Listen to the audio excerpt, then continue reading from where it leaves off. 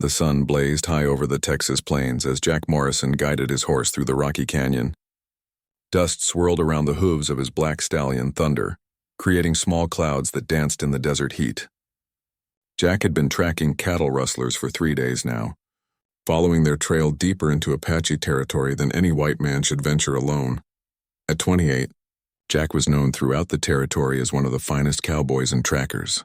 His weathered hands gripped the reins with the confidence of someone who had spent half his life in the saddle. The silver badge pinned to his leather vest caught the sunlight, marking him as a deputy sheriff of Tombstone County. His blue eyes, sharp as an eagle's, scanned the landscape for any sign of movement.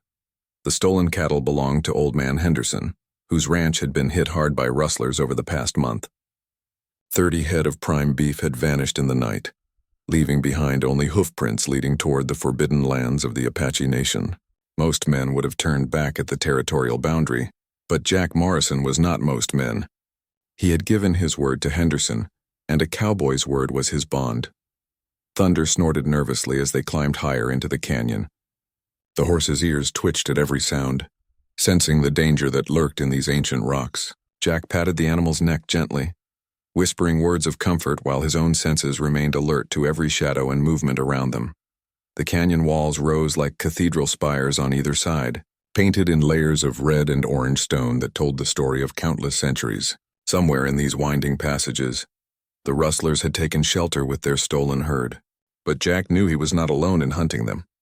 The Apache warriors who called this land home would be watching, waiting, protecting their sacred territory from all intruders.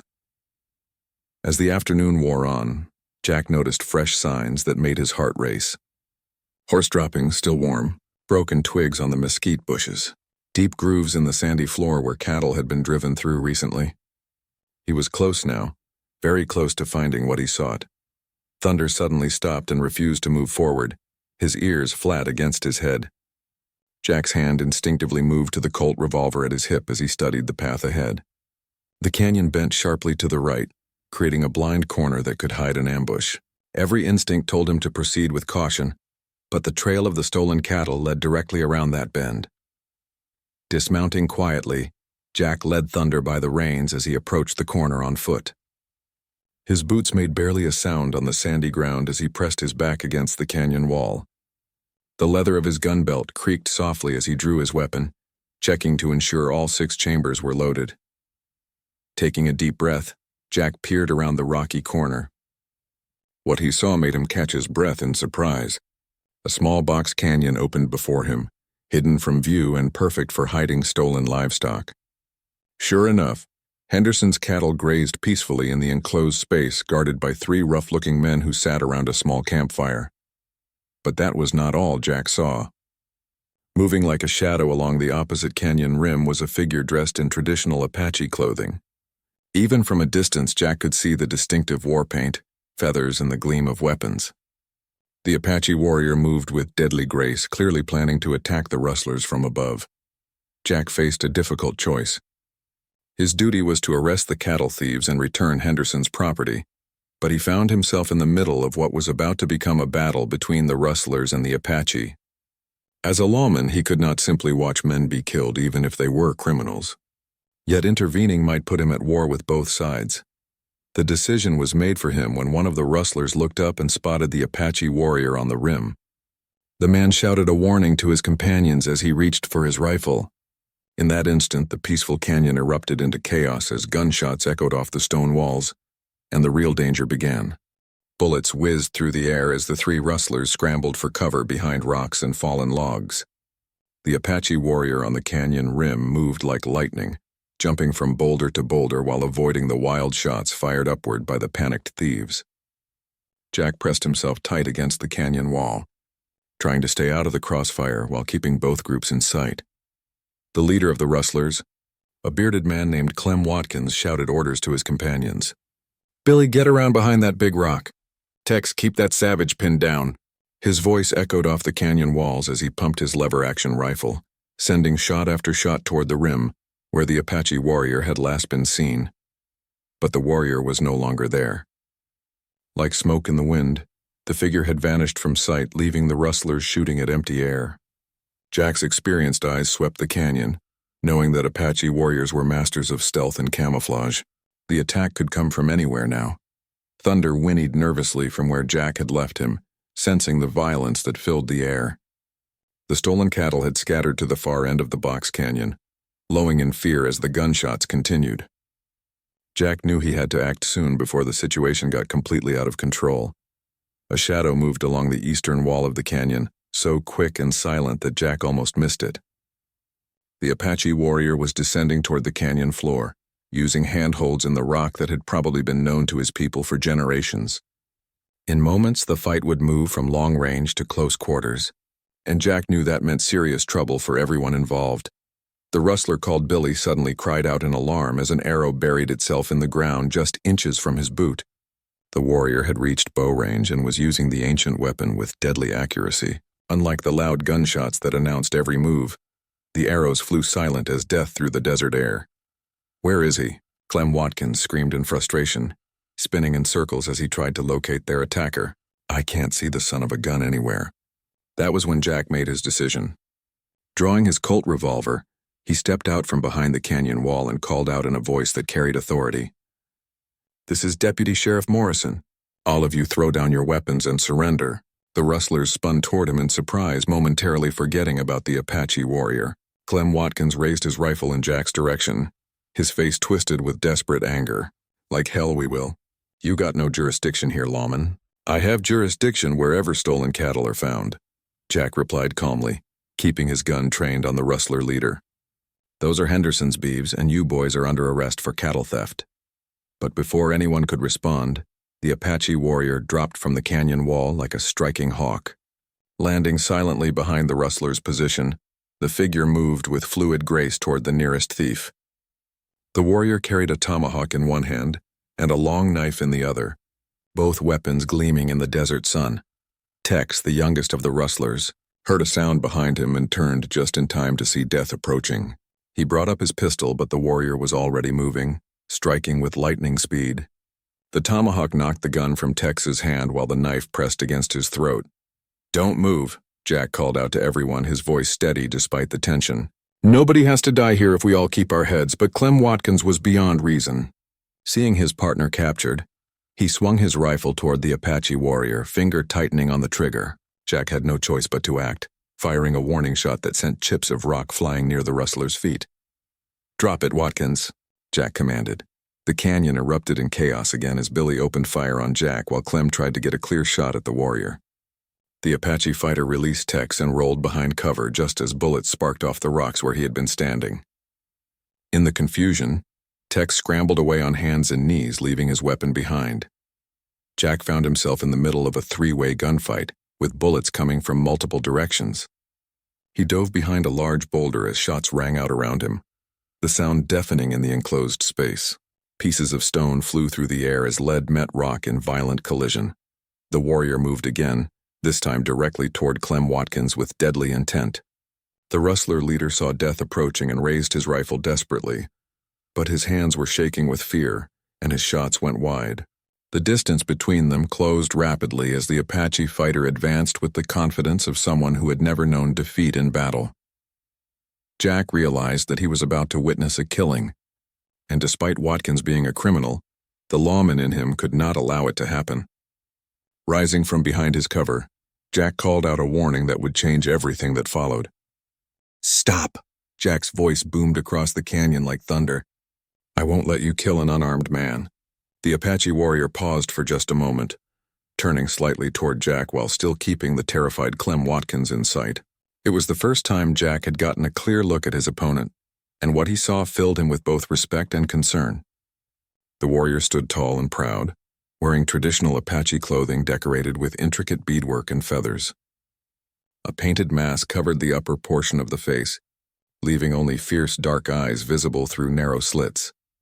Clem Watkins took advantage of the momentary distraction to scramble backward.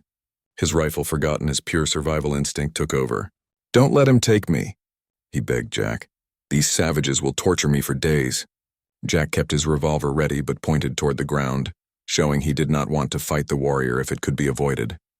"Nobody needs to die today," he said, speaking to both the Apache and the rustler. "The cattle can be returned to their owner. and justice can be served without bloodshed. The warrior straightened to full height, and Jack could see this was no ordinary fighter. Everything about the person's bearing spoke of nobility and leadership. This was likely a war chief or someone of similar importance among the Apache people. The weapons carried were not crude tools but finely crafted instruments of war, decorated with silver and carved bone. Billy, the third rustler, had been quietly working his way toward the canyon entrance during the standoff. Now he made his move, running for his horse with panic driving his legs. The warrior noticed the movement and spun toward the fleeing man with cat-like grace. Jack found himself making a choice that went against everything he had been taught about Apache warriors. Instead of letting the chase continue, he called out again. "Let him go. He's not worth dying for." But the warrior was already in motion, pursuing Billy with the relentless determination of a predator tracking prey. The rustler reached his horse and swung into the saddle, spurring the animal toward the canyon mouth with desperate urgency. Behind him, the warrior ran with a fluid stride that seemed to cover ground impossibly fast. Clem Watkins saw his chance and dove for his fallen rifle, rolling across the rocky ground as his fingers closed around the weapon stock. Jack reacted instantly, his Colt coming up as he shouted another warning. But Watkins was beyond hearing reason, consumed by fear and the desire to escape. The rifle barrel swung toward Jack as Watkins tried to eliminate the lawman who stood between him and freedom. Jack had no choice but to fire, his bullet taking the rustler in the shoulder and spinning him around like a child's toy. The rifle flew from Watkins's hands as he crashed to the ground, clutching his wounded arm and screaming in pain. The sound of gunfire echoed through the canyon, and Jack knew it would bring more Apache warriors to investigate. He had to end this situation quickly before it escalated into a full-scale battle. Moving swiftly to Watkins's side, he kicked the rifle away from the injured man's reach. "Stay down and you'll live," Jack told the rustler tersely. "Try anything else and the next bullet goes through your heart." In the distance, Jack could hear Billy's horse galloping away through the canyon passages, carrying the frightened rustler toward what he hoped was safety. But the Apache warrior had not given up the chase. The sound of running feet on stone told Jack that the pursuit continued, and he worried about what would happen when the warrior caught up to the fleeing man. Tex, the youngest rustler, had managed to crawl behind a large boulder where he now huddled in terror. His face was pale as death and his whole body shook with fear. He was barely 18 years old, Jack realized, probably swept into this life of crime by older, more experienced thieves. "Come out with your hands up, son," Jack called to him. "Nobody's going to hurt you if you surrender peacefully." Slowly, Tex emerged from behind the boulder with his hands raised high above his head. Tears streaked down his dusty cheeks as he stumbled toward Jack on unsteady legs. "Please don't let them take me, mister," he pleaded. "I never killed nobody. I just needed money to help my sick ma." Jack felt a pang of sympathy for the young man, but he could not let emotion cloud his judgment. "You chose to steal cattle, boy. Now you have to face the consequences." The sound of approaching hoofbeats echoed through the canyon, growing steadily louder. Jack's heart sank as he realized more riders were coming, and they were coming fast. Whether they were more rustlers or Apache warriors, their arrival would complicate an already dangerous situation. But it was the sudden silence from the direction Billy had fled that worried Jack most. The sound of running feet had stopped, and an ominous quiet had settled over that part of the canyon. Either the warrior had given up the chase, or Billy's flight had come to a sudden and probably violent end. Jack made a quick decision. Binding Watkins' wounded shoulder with strips torn from the man's own shirt, he helped the rustler to his feet. "We're getting out of here before more trouble arrives," he told both prisoners. "Move toward the horses and don't try anything stupid." As they began walking toward where Thunder waited, the sound of a single horse returning echoed through the canyon. Someone was coming back riding slowly and deliberately. Jack positioned himself between his prisoners and the approaching sound, his gun ready for whatever emerged from the canyon's shadows. The horse that emerged from the canyon shadows was Billy's mount, but it was not Billy in the saddle. The Apache warrior sat tall and straight on the stolen horse, having clearly caught up to the fleeing rustler. There was no sign of Billy himself, and Jack felt his stomach tighten as he considered what might have happened to the man. The warrior dismounted with fluid grace, moving with the same deadly confidence that had marked every action so far. In one hand was Billy's pistol, taken as a trophy of victory. The other hand rested casually on the tomahawk that hung from a beaded belt around the warrior's waist. "What did you do with him?" Jack asked, gesturing toward the riderless horse. The warrior's response came in perfect English, which surprised Jack more than he cared to admit. "He lives for now. His fate depends on what happens here." Clem Watkins moaned and swayed on his feet, the blood loss from his shoulder wound making him weak and dizzy. Young Tex stood frozen in place, his eyes wide with terror as he stared at the approaching Apache fighter. Jack kept his gun ready but pointed downward, still hoping to resolve this situation without more bloodshed. "I'm a deputy sheriff," Jack said firmly. "These men are my prisoners accused of cattle theft. I'm taking them back to Tombstone to face trial." The warrior stopped about 20 feet away, close enough for conversation but far enough to react to any sudden movements. "This is Apache land. Your laws mean nothing here. Those cattle belong to a rancher named Henderson," Jack replied. "Theft is theft, no matter where it happens." For the first time, the warrior seemed to consider Jack's words carefully. The dark eyes visible through the painted mask studied the cowboy with obvious intelligence, weighing options and consequences. When the response came, it carried a tone of grudging respect. "You are brave to come alone into our territory, cowboy. Most of your kind travel in large groups when they venture this far from their towns." "I gave my word to return those cattle," Jack said simply. "A man's word is all he really owns in this world." Something in Jack's tone seemed to strike a chord with the Apache warrior. The rigid posture relaxed slightly and the hand moved away from the tomahawk. "Honor is something my people understand well. It is rare to find it among your kind." Clem Watkins chose that moment to make his desperation known. "Please," he begged the warrior. "I got money hidden back in town. I can pay you good to let me go. These cattle ain't worth dying for." The warrior's attention turned to the wounded rustler with obvious contempt. "You would buy your life with stolen gold? Your cowardice dishonors even thieves." Young Tex found his voice for the first time since surrendering. "We didn't know this was sacred land," he said quietly. "We was just following the cattle trail. We didn't mean no disrespect to your people." Jack was impressed by the young man's courage in speaking up, even though his voice shook with fear. The warrior seemed to notice it too, studying Tex with what might have been curiosity rather than anger. "The young one speaks with honest fear," the warrior observed. "That is better than the false bravery of cowards." The sound of multiple horses approaching from deeper in Apache territory reached them all at the same time. Jack's heart began to beat faster as he realized their time for peaceful negotiation was running short. If a full war party arrived, the situation would become impossible to control. "Looks like your friends are coming," Jack said to the warrior. "What happens now depends on whether you're looking for justice or just blood." The warrior's masked head tilted slightly, as if considering the distinction between the two concepts. "My people have suffered much from men like these. They steal our horses, kill our game, and pollute our water sources. Why should we show mercy?"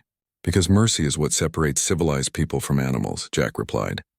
"And because these men will face justice under the law if you let me take them back." "Your law," the warrior said with bitter emphasis. "The same law that drives my people from lands we have held for generations. The same law that breaks every treaty and promise made to us." Jack could not argue with the truth in those words. He had seen enough of frontier justice to know it was often neither fair nor merciful, especially when it came to disputes between settlers and Native Americans. But he also believed that abandoning law entirely would lead only to chaos and endless violence. The approaching hoofbeats grew louder, and dust clouds were now visible through the canyon entrance. Jack estimated at least 6 or 7 riders approaching at a steady pace. Whether they were more Apache warriors or additional rustlers would be revealed soon enough.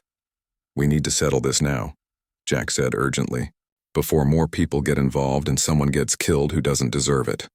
The warrior looked toward the approaching riders, then back at Jack and his prisoners. A decision was forming behind those intelligent dark eyes, and Jack could only hope it would be one that allowed them all to walk away from this canyon alive.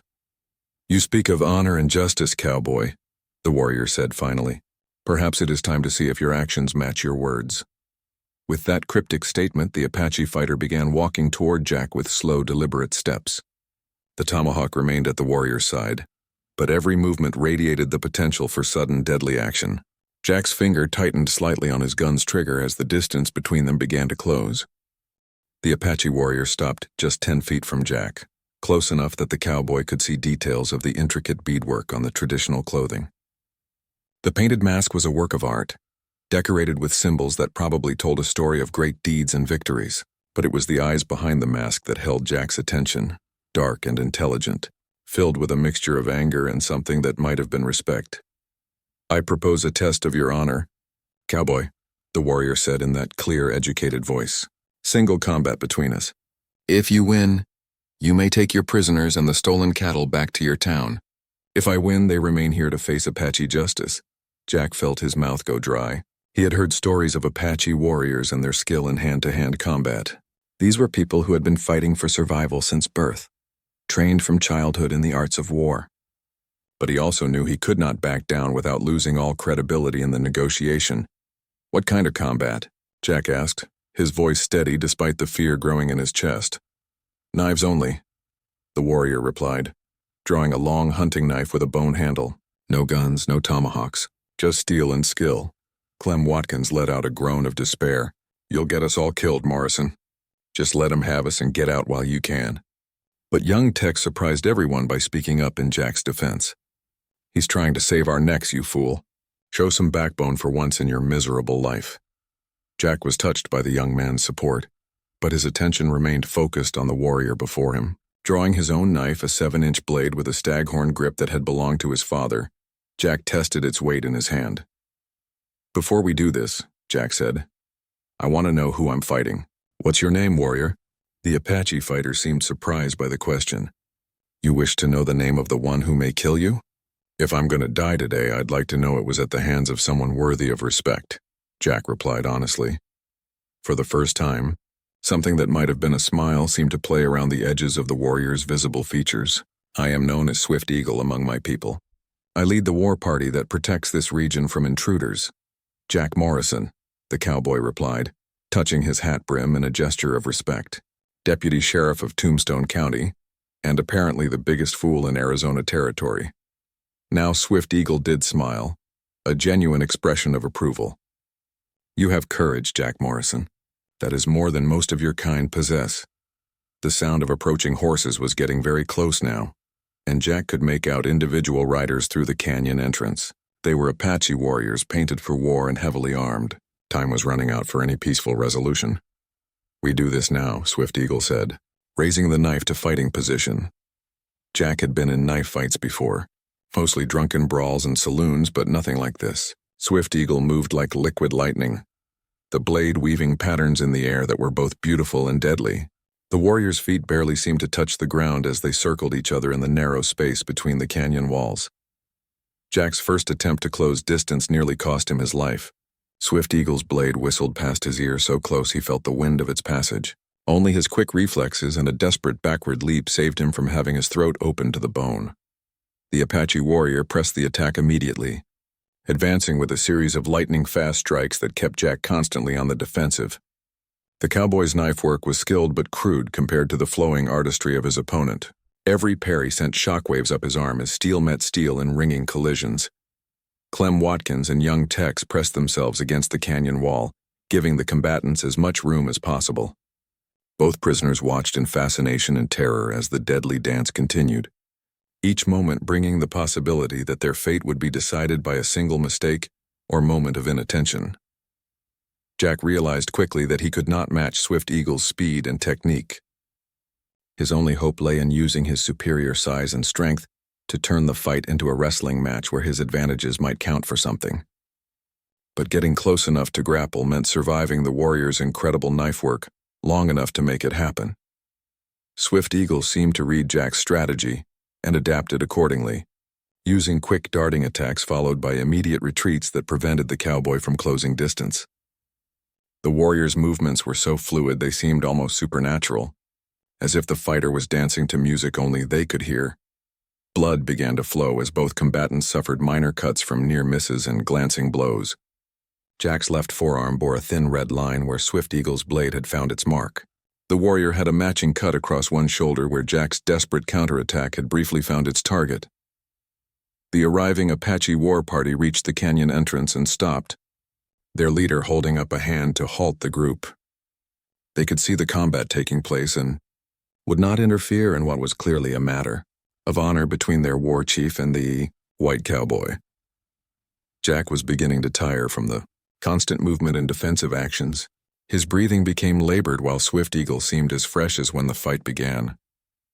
But the cowboy had one advantage he had not yet used, something his opponent could not know about or prepare for. As Swift Eagle launched another flowing attack, Jack deliberately stumbled backward, feigning greater exhaustion than he actually felt. The warrior took the bait and pressed forward more aggressively, seeking to end the fight with a decisive strike. That was when Jack made his move, not with his knife but with his free hand, reaching out to grab the painted mask that covered Swift Eagle's face. Jack's fingers closed around the painted mask, just as Swift Eagle's knife thrust toward his chest. The warrior, caught off guard by the unexpected move, tried to pull back, but it was too late. The mask came away in Jack's hand, and both fighters froze in place as the Apache's face was revealed for the first time. The world seemed to stop moving as Jack stared in complete shock at what he saw. Swift Eagle was not the grizzled war chief he had expected, but a young woman with high cheekbones, full lips, and the most beautiful dark eyes he had ever seen. Her long black hair was braided with feathers and beads, framing a face that belonged more in a portrait than on a battlefield. The knife fell from Jack's nerveless fingers as his mind struggled to process what his eyes were telling him. All his preconceptions about his opponent crumbled in an instant, replaced by confusion and something he could not quite name. The woman before him was not just beautiful. She was magnificent in her proud bearing and fierce determination. Swift Eagle stepped back, her own knife lowering as she saw the complete bewilderment in Jack's face. For a moment, neither warrior moved or spoke, the silence stretching between them like a bridge neither knew how to cross. The watching Apache warriors seemed as stunned as Jack, though whether by their leader's revealed identity or the cowboy's reaction was unclear. "You are," Jack began, then stopped, unable to finish the thought. "I am what I have always been," Swift Eagle replied, her voice carrying a note of defiance mixed with something that might have been vulnerability. "A warrior protecting her people." Clem Watkins found his voice first among the prisoners. "Well, I'll be damned," he muttered. "All this time we've been scared of a woman." The contempt in his voice cut through Jack's confusion like a blade. Before he even realized he was moving, the cowboy had crossed the distance between them and grabbed the wounded rustler by his shirt front. "You'll show respect," Jack growled, his face inches from Watkins' pale features. "That woman nearly killed me with a knife, which is more than you've ever done in your worthless life." Swift Eagle watched this display with obvious interest, her dark eyes studying Jack's face as if trying to solve a puzzle. "You defend my honor to your own kind," she observed. "That is unexpected." Jack released Watkins and turned back to face the Apache woman, acutely aware that every eye in the canyon was now focused on their interaction. The war party at the canyon entrance sat motionless on their horses, waiting to see how their leader would handle this unprecedented situation. "I defend what's right," Jack said simply. "Your skill with that knife earned my respect long before I knew what you looked like." Something changed in Swift Eagle's expression at those words. The hardness around her eyes softened slightly, and she tilted her head as if seeing Jack clearly for the first time. "You speak strangely for a white man," she said. "Most of your kind believe women are fit only for cooking and bearing children. Most of my kind never fought a woman who could have killed them 6 different ways in the last 10 minutes. Jack replied with complete honesty. A sound that might have been laughter escaped Swift Eagle's lips, though it was quickly suppressed. "You have courage and humor, Jack Morrison. These are rare qualities among your people." Young Tex had been listening to this exchange with growing amazement. "Ma'am," he said to Swift Eagle, his voice respectful but shaking slightly, "I want you to know that I'm mighty sorry we came onto your land. If I'd known it was sacred to your people, I never would have agreed to this job." Swift Eagle studied the young rustler with the same intense attention she had given Jack. "You speak with an honest heart," she said finally. "That counts for something in the judgment of my people." The leader of the Apache war party at the canyon entrance called out something in their native language. Swift Eagle responded in the same tongue, her voice carrying the authority of command. The exchange continued for several moments, with gestures toward Jack and the prisoners making it clear they were the subject of discussion. "What did he say?" Jack asked when the conversation ended. "He asked why I have not killed you all," Swift Eagle replied matter-of-factly. He reminds me that cattle thieves have been a plague on our people for many seasons. And what did you tell him? That the matter is not yet decided, she said, picking up her fallen knife and sliding it back into its sheath. Our combat was interrupted before either of us could claim victory. Jack bent to retrieve his own knife, acutely aware that the gesture might be seen as threatening. But Swift Eagle made no move to stop him as he returned the blade to its place on his gun belt. The way I see it, Jack said carefully, we both learned something today that changes the situation. I learned that courage and skill have nothing to do with whether someone is male or female. What did you learn? Swift Eagle was quiet for a long moment, her dark eyes studying Jack's face as if memorizing every detail. I learned that not all white men are the same, she said finally. Some may actually possess honor. The sound of more horses approaching echoed through the canyon, this time from the direction of white settlement. Jack's heart sank as he realized the situation was about to become even more complicated.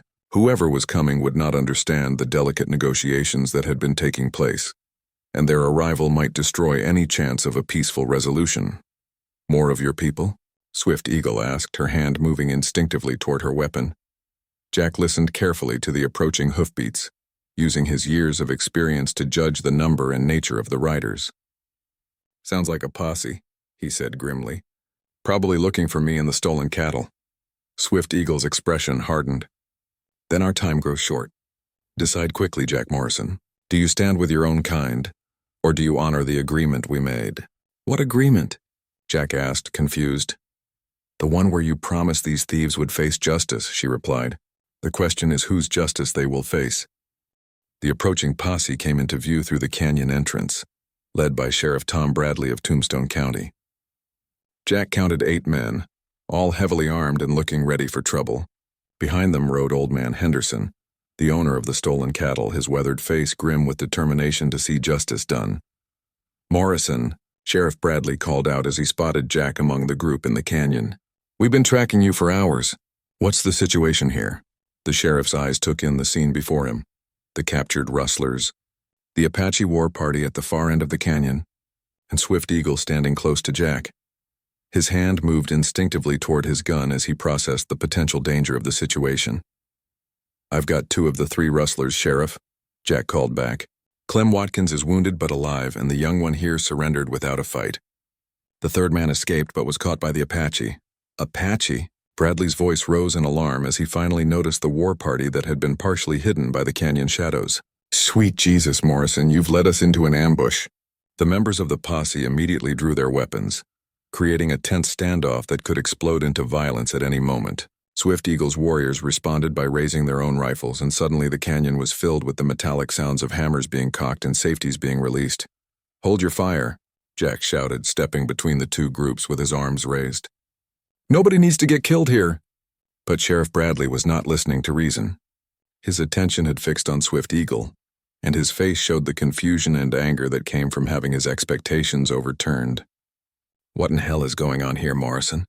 Why is there a squaw dressed like a war chief?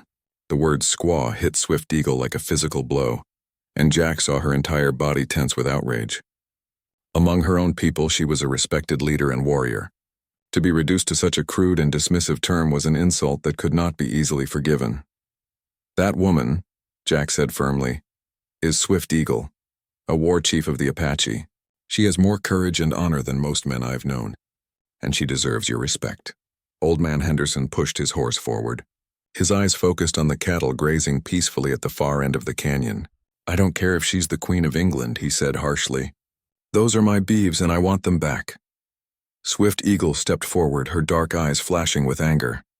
These cattle were found on Apache land, driven here by thieves who pollute our sacred places. What compensation do my people receive for this violation?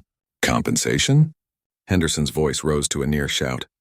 You want me to pay you for having my own cattle stolen and driven onto your land? That's the most ridiculous thing I ever heard. The tension in the canyon ratcheted higher as both sides prepared for what seemed like inevitable violence. Jack could see fingers tightening on triggers and knew that one wrong word or sudden movement would turn the narrow space into a killing ground. That was when young Tex surprised everyone by stepping forward, with tears streaming down his dusty cheeks. Please, he said, his voice breaking with emotion. This is all my fault.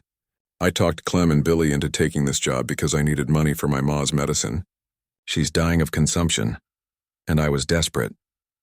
The raw honesty in the young man's voice seemed to cut through the hostility like a knife. Even the hardened members of the posse shifted uncomfortably as they heard the pain in his confession.